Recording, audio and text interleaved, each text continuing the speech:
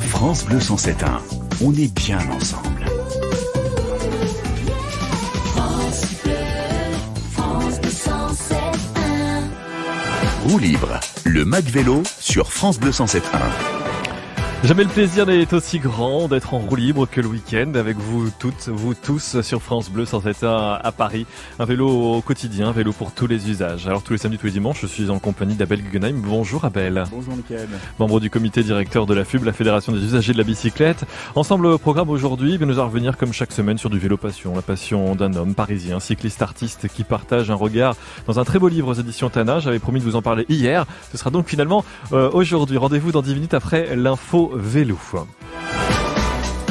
Mais pour commencer, nous ne pouvons pas commencer cette émission autrement qu'en accueillant notre invité. Et pour notre invité, pour tout vous dire, même Abel Guggenheim a changé ses habitudes.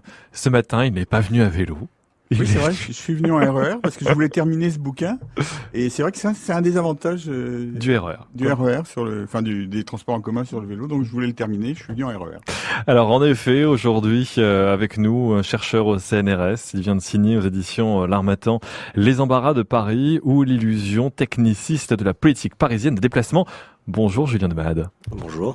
Avant toute chose, pour que nous soyons sûrs de tout bien comprendre, pouvez-vous nous expliquer un peu le titre de votre livre et nous présenter ce dont il traite pour monsieur, madame, tout le monde quand même. Les embarras de Paris, c'est à peu près clair, je pense, pour tout le monde, puisque tout le monde se plaint toujours que le métro est encore engorgé, embouteillé, que les automobilistes se plaignent de la même chose. Il y a à peu près que les cyclistes, en fait, qui ne se plaignent pas de ce problème.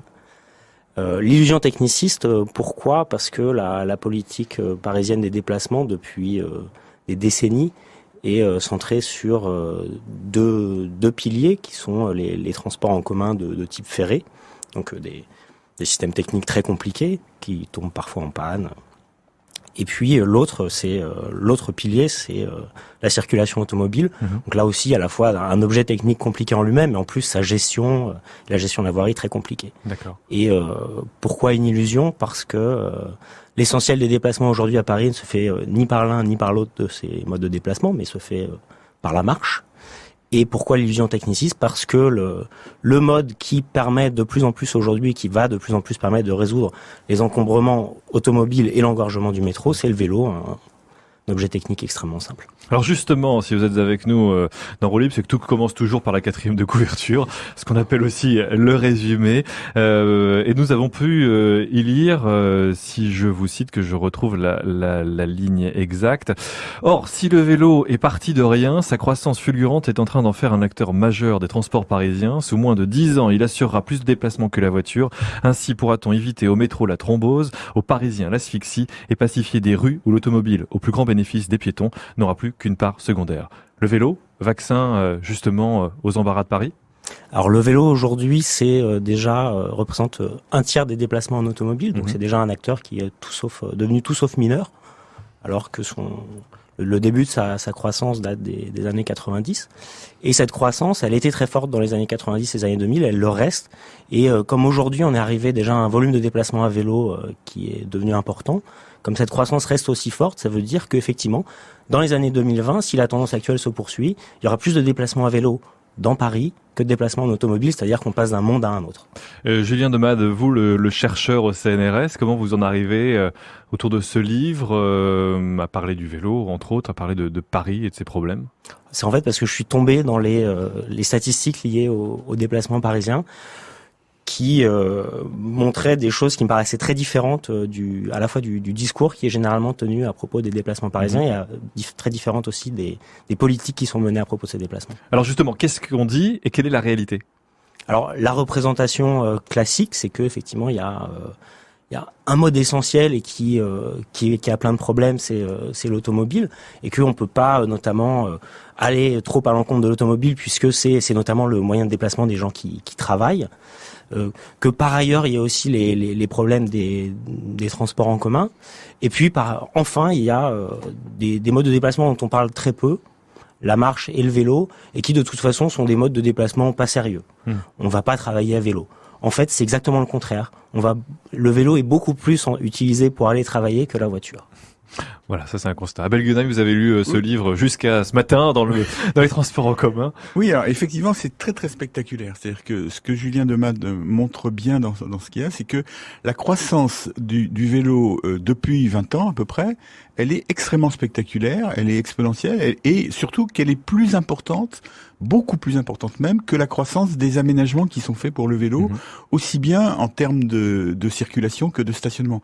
Et qu'il y a moyen d'inverser les courbes. Et il montre que si on fait pas cet effort, on arrive à la fois une thrombose du métro, en particulier les transports en commun, sur lesquels on fait des investissements extrêmement coûteux et qui n'améliorent qu'à la marge, et que de toute façon l'automobile, et ça c'est une chose qu'on sait mais qu'il a bien raison de mettre en avant, l'automobile elle baisse depuis une vingtaine d'années de manière tout à fait spontanée.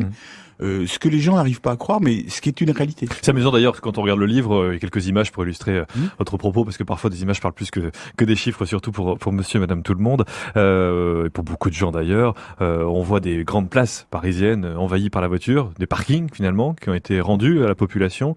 Ça c'est le Paris d'hier, jusqu'au Paris d'aujourd'hui. Qu'est-ce qui a changé dans les gros changements ? Alors en fait, c'est essentiellement qu'on a enterré ces parkings. Donc c'est pareil, avec des coûts totalement faramineux. C'est pour ça que je parle d'illusion techniciste, parce que le problème d'une illusion techniciste, c'est que c'est pour les transports en commun comme pour la voiture des mesures qui coûtent extrêmement cher. Il y a un argent que clairement on n'a pas aujourd'hui. Ça fait 30 ans qu'on nous explique qu'on va faire un métro en proche banlieue parisienne. Ça fait 30 ans qu'on en parle, mais qui ne se fait pas.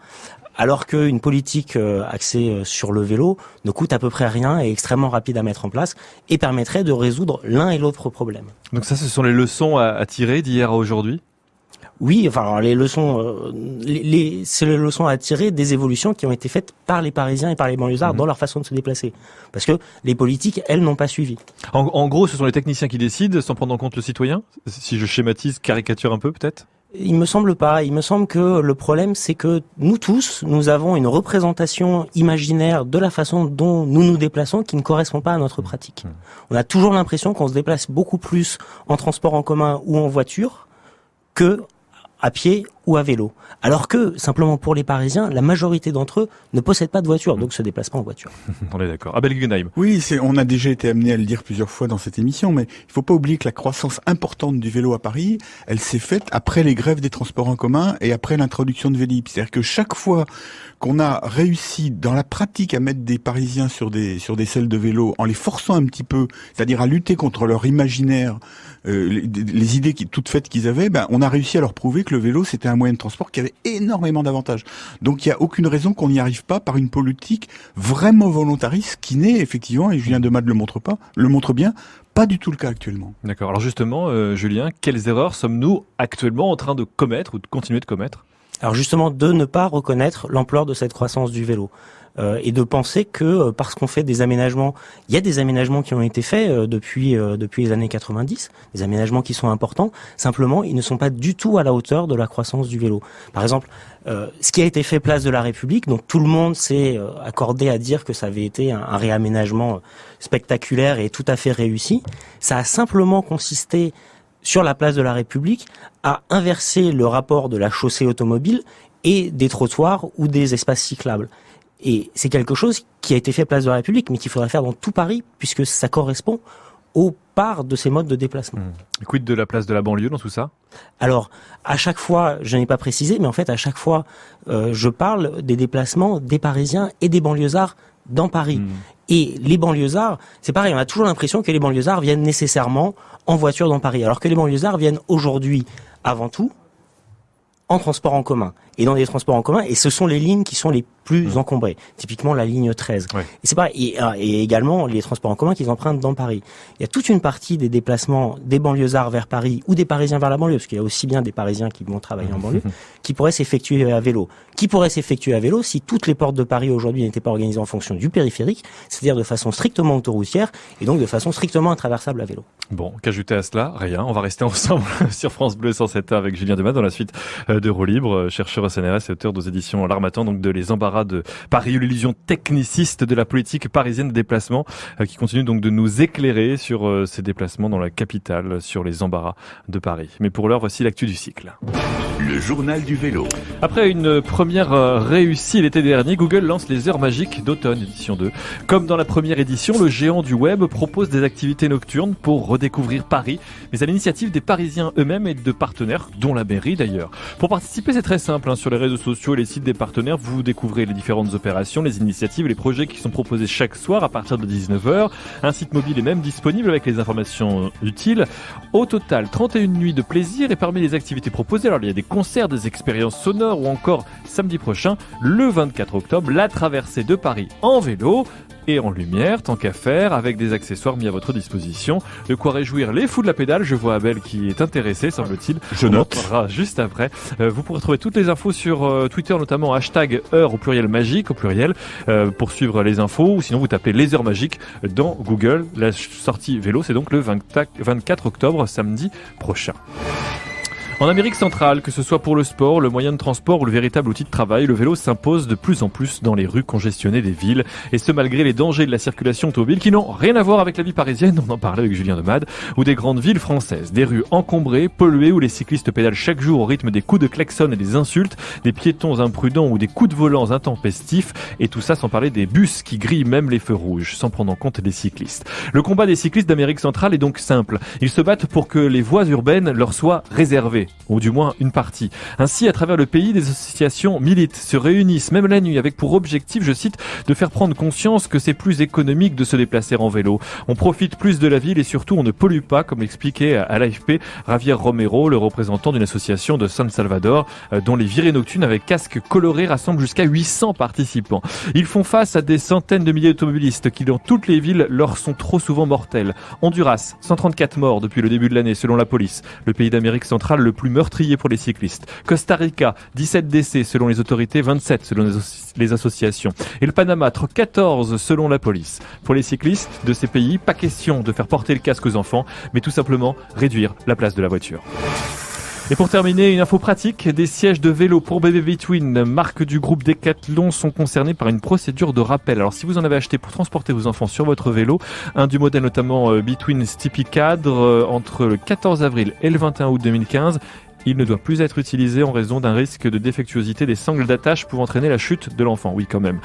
Pour en savoir plus sur les numéros de série concernés, pour toute information complémentaire, il est possible de contacter le service consommateur de Decathlon au 0800 710 770.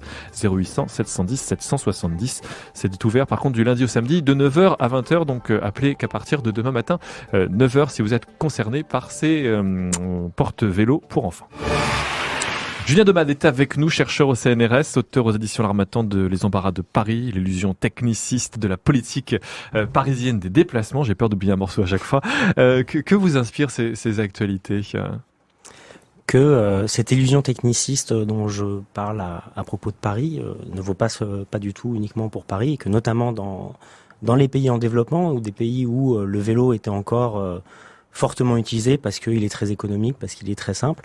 C'est des pays où, de façon beaucoup plus violente et beaucoup plus visible qu'à Paris, puisqu'à Paris c'est une époque qui est maintenant révolue.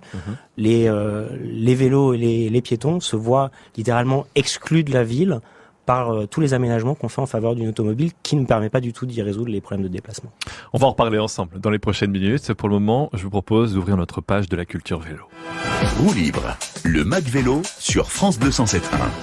Je vous le disais hier, chaque jour, chaque semaine qui passe, notre bibliothèque dédiée au vélo s'agrandit. J'avais quelques rayons faiblement remplis. Aujourd'hui, j'en suis à 2, pour tout vous dire, dans ma bibliothèque personnelle. C'est plutôt bon signe, semble-t-il, pour le vélo. En tout cas, voici un nouveau qui sort jeudi. C'est un livre à découvrir aux éditions Tana et qui donne raison à ce dont nous parlons depuis tout à l'heure avec Julien Demade. La place du vélo dans la ville est existante. C'est pas son auteur, Laurent Bellando, qui va nous dire le contraire. Bonjour Laurent. Bonjour Mickaël. Bienvenue sur France Bleu 107.1. Vous êtes l'auteur de ce vélo urbain, de la roue libre au Fixie, 70 portraits de vélo et toutes les pratiques urbaines. C'est ça votre livre ? Exactement, tout à fait. Vélos urbains, c'est un projet photographique que j'ai entrepris pour tourner un petit peu les projecteurs vers les cyclistes urbains et puis toutes les différentes formes de vélos qu'on peut croiser en ville et notamment, comme disait Julien Debat tout à l'heure, c'est vrai que depuis les années 90, le vélo se développe et avec lui des nouvelles pratiques. Et donc j'ai souhaité parler de ces nouvelles pratiques. Donc il n'y a pas que le Tour de France en fait. Et c'est un petit peu ce que j'ai voulu montrer dans ce livre au travers de tous ces personnages que j'ai pris en photo. Personnages qui sont finalement autant de portraits de vélo que de cyclistes. Hein. Exactement. En fait, c'est une vraie aventure humaine que j'ai vécue avec ce projet. À chaque fois, c'était de découvrir des façons de faire du vélo différentes, des façons c'est des gens qui aiment beaucoup leur vélo, qui les personnalisent. Voilà. C'est vraiment l'ode au vélo urbain en 2015, ce livre. En tout cas, c'est comme ça que j'ai essayé En fait, non, ma démarche plutôt, ça a été de dire aux gens qui font pas de vélo aujourd'hui, leur donner envie en fait de franchir le cap. Oui, parce qu'on peut tous se retrouver finalement à un moment donné dans un des portraits, dans un des vélos, dans un des cintres, puisque c'est rigolo, à un moment donné il y a une page, dites-moi quel cintre vous avez, je vous dirai qui vous êtes, ou quel cycliste vous êtes. On retrouve les coursiers, on retrouve les vélos cargo aussi qui ont leur place dans votre livre. Bref, le vélo sous toutes ses formes. On aura le plaisir d'ailleurs d'en reparler le 31 octobre prochain, puisque vous serez avec nous en direct depuis le Salon du Chocolat, porte de Versailles, pour venir nous présenter ce livre plus en détail. Comme ça, nos auditeurs pourront le feuilleter en venant nous rendre visite. Ça leur donnera sûrement encore plus envie de se mettre au vélo et d'acheter votre livre aux éditions Tana. Merci beaucoup Laurent d'avoir été avec nous ce matin. Merci, sur France Bleu 107.1 à Paris. Le livre Vélos urbains de la roue libre au Fixie, c'est aux éditions Tana, je vous le disais donc. Roue libre, le Mag Vélo sur France Bleu 107.1. Chaque semaine, ensemble sur France Bleu 107.1, on vous parle de Paris. Paris qui traîne son boulet, ça ne date pas d'hier. Si l'espoir voiture et l'espèce voiture est en décroissance dans la capitale, les transports en commun, notamment le métro, sont au bord de l'explosion. Mais alors que reste-t-il? La marche, déjà plus de 50% des déplacements. Le vélo, un bon candidat semble-t-il. C'est la suite du tour de piste de l'invité sur France Bleu 107.1 à Paris. Julien Demat, chercheur au CNRS et auteur de ce livre Les embarras de Paris aux éditions L'Harmattan. Alors vous écrivez, le seul candidat qui reste en lice pour résoudre la question de l'engorgement du métro paraît le plus improbable puisqu'il s'agit du vélo qui, comme chacun sait, n'est au pire qu'un gadget écolo bobo et au mieux un mode de déplacement loisir, l'opposé exact du métro. Alors en quoi le vélo peut-il être la solution au problème parisien ? Alors le problème parisien dont vous parlez en l'occurrence, qui est l'augmentation de la fréquentation du métro, qui est une augmentation de 50% en 20 ans dans un réseau de métro qui n'a, lui, quasiment pas évolué. Donc un métro qui est de plus en plus engorgé, avec des heures de pointe qui s'allongent de plus en plus. Pourquoi est-ce que le vélo est à peu près lui seul peut-être la solution à cet engorgement ? C'est que ça veut dire qu'il faut faire sortir du métro un nombre considérable de gens. On parle de centaines de milliers de déplacements par jour. Et le vélo, parce que sa croissance est extrêmement forte et que maintenant elle porte sur un volume de déplacements cyclistes qui est devenu important, d'accord. Le vélo est à même de traiter un nombre aussi important de déplacements chaque jour. Et d'autant plus que les déplacements au métro sont très fortement des déplacements domicile-travail, et c'est exactement le cas aussi des déplacements à vélo. Abel Guggenheim. Oui, il me semble que c'est une des innovations importantes du travail de Julien Demat, c'est que souvent on dit les cyclistes c'est d'anciens usagers de transport en commun, et c'est considéré comme négatif parce qu'on a l'impression que c'est à l'automobile qu'il faut prendre des usagers, alors que elle baisse spontanément, et c'est qu'effectivement le fait de faire passer au vélo des usagers de transport en commun, c'est bon pour tout le monde et pour la ville. Julien Demat, en 20 secondes, qu'est-ce qui bloque aujourd'hui dans les politiques de mobilité parisienne et qu'est-ce qu'il faudrait faire ? Ce qui bloque, c'est dans nos têtes à tous, la façon dont on se représente les déplacements, le fait qu'on a un imaginaire des déplacements qui date de plusieurs décennies, qui ne prend même pas en compte la réalité actuelle et encore moins la réalité de demain. La réalité de demain, dans 10 ans, je le répète, c'est qu'il y aura plus de déplacements à vélo dans Paris que de déplacements en automobile et que donc il faut réaménager la voirie, extrêmement rapidement pour s'adapter à cette nouvelle réalité. Et donc offrir le livre de Julien Demade, Les embarras de Paris, à tous les élus parisiens.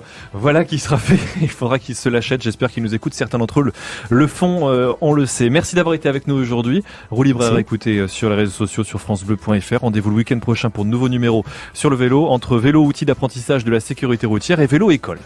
Bon week-end, bonne semaine Abel. Bonne semaine.